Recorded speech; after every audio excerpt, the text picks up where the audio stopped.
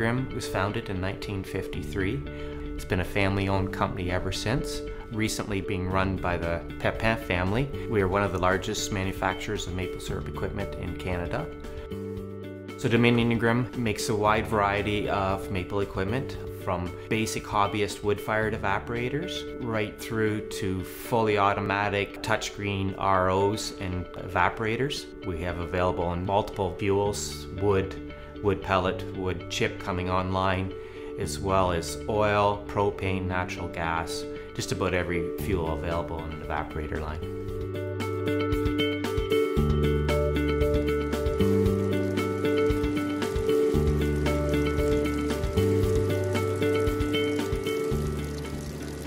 Ici, on vous montre une tornade granule 2,5 par 9 qui a été bâtie chez Dominion Grimm à Ville d'Anjou, à Montréal, Québec. C'est une machine qui a gagné le premier concours de bouillage qui s'est fait à Saint-Anselme, au Québec. Et on a gagné la compétition avec la machine la plus efficace au niveau du bouillage à l'heure, ainsi que la consommation. C'est très, très, très intéressant. Ça fait qu'on est très fiers de notre produit. Ici, on peut contrôler un paquet de facteurs. On peut contrôler la vis d'alimentation de granules. On contrôle le blower.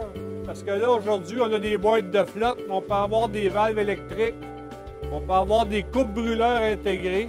On peut avoir aussi un contrôleur automatique intégré dans notre automate programmable. On peut mettre une hotte avec des lumières dans la hotte et un distributeur d'anti-mousse. Tout ça, c'est des options qui sont possibles. Il y en a pour tous les goûts, pour tous les genres d'individus.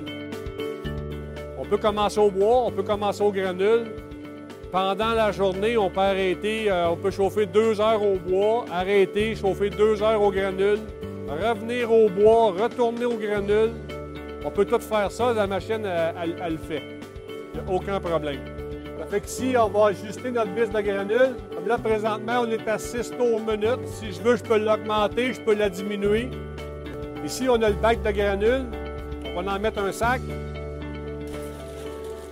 Il y a 3 possibilités. La première possibilité, c'est avec des sacs de 40 livres. La deuxième possibilité, c'est des gros sacs de 1 tonne qu'on peut installer dans les airs au-dessus du bac de granules. Sinon, la troisième option, c'est un silo, comme les fermiers qui se servent pour nourrir leurs animaux. Il s'installe aussi un contrôle pour contrôler l'alimentation du silo, le moteur du silo contrôlé par un œil magique.